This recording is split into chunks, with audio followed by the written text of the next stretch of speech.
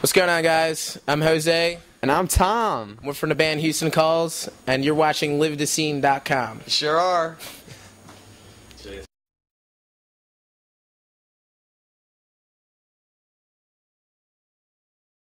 Were you worried about your new record being leaked on the internet? Yeah, we were, but it didn't. I don't know how it did it, but it wasn't unless there's something I don't know about. But I checked a lot, and it wasn't out anywhere until the day that it was out, which was crazy. But Wild. thanks, guys. What are your views on people who download for free and I'd rather someone download our record for free than not listen to it at all. then come to the show and then it's out?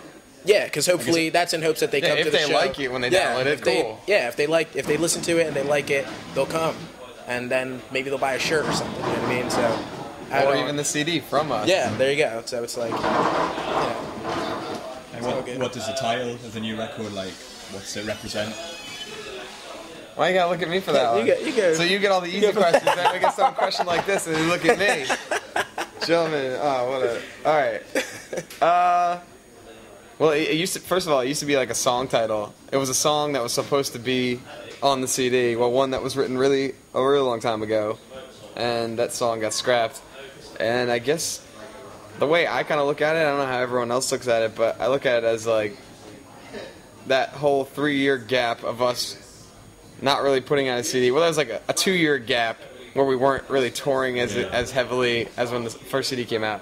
That's whoever's error it was someone's error. Maybe not ours, but this CD coming out represents the culmination of all the work we've done and the end of this era, those 2 years. And it's also kind of the end of an era, which is the pun there, of the era of not putting out music and stuff like that. Something along those lines. Good. You can make your own for it too, It's all interpretive. How would you say the album differs from a collection of short stories? far more mature, I'd say. It was kind of So the last record. Approaches to writing the lyrics or writing. I don't know. I was new. I'm new to the band, so the last record, I wasn't around for it. So I know that I listened to it, but I know when I heard it, it was more of a pop punk kind of party feel good record, and this one's more mature sounding, more developed. We had a great producer, Mark Weinberg, who really helped us find where I think all of us needed to be as musicians to be able to let the record come across live as it needs to. And I don't know. True that. That's good. You got it. What's your personal favorite songs on the new album? Is there any that you know could be fans' favorite? Oh, I don't know. I don't know about the. Oh yeah, the fans' favorite. I have no idea, Yeah. but his favorite's probably "Dork Thinks He's Gonna Drown," the secret track. It's that one with the metal edgy. riff.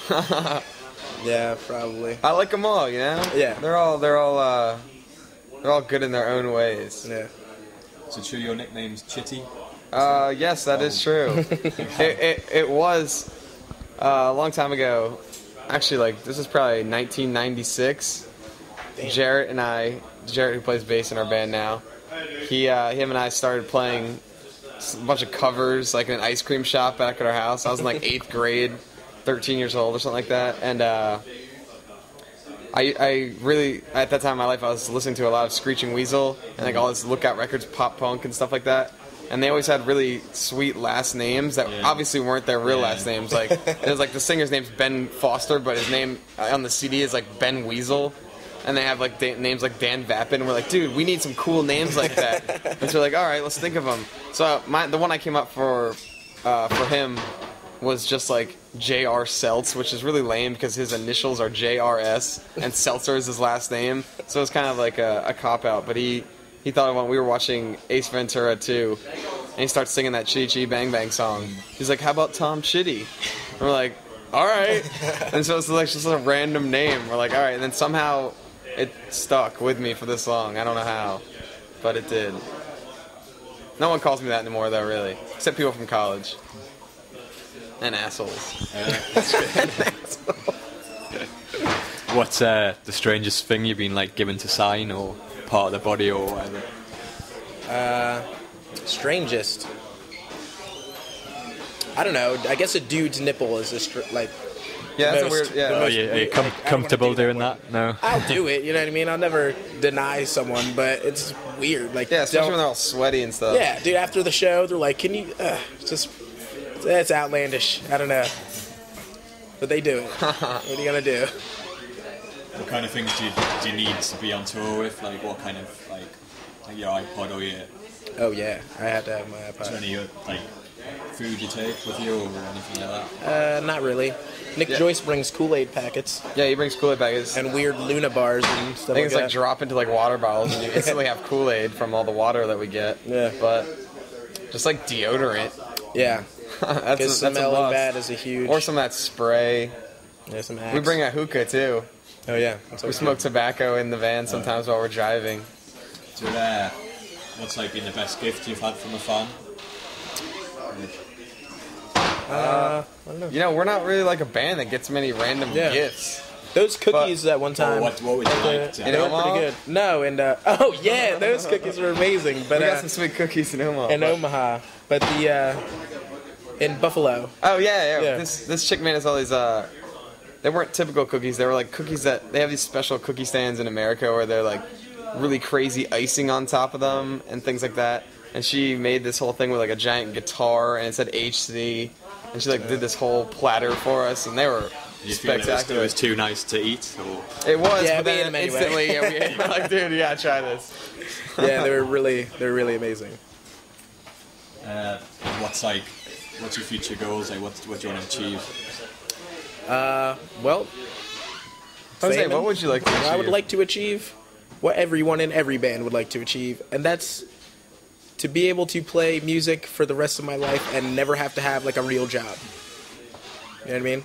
I never that's- have to ask my parents for any money either. Yeah, you know what I mean? Just be able to live and play music. And only tour in buses, you know, stuff like that. But But is it good to, that's like added when bonuses. you start out, it makes you appreciate. Yeah, I sometimes find a problem with every time like we get like somewhere I don't ever want to go backwards. Like I remember being like 15 years old and going to a VFW hall and playing in like my local band or whatever, and I'd be like, oh, they have a van and a trailer, I want that. And then you get that and they're like, oh man, this band has a bus, and you're like, I want that. And you're like, this band flies in airplanes to every show. I mean, it's like, where do you draw the line? You're just like, I'm satisfied, you know. But as long as you can just like live and be able to play music, that's a goal, I think. Okay, that's brilliant. Thank you very much.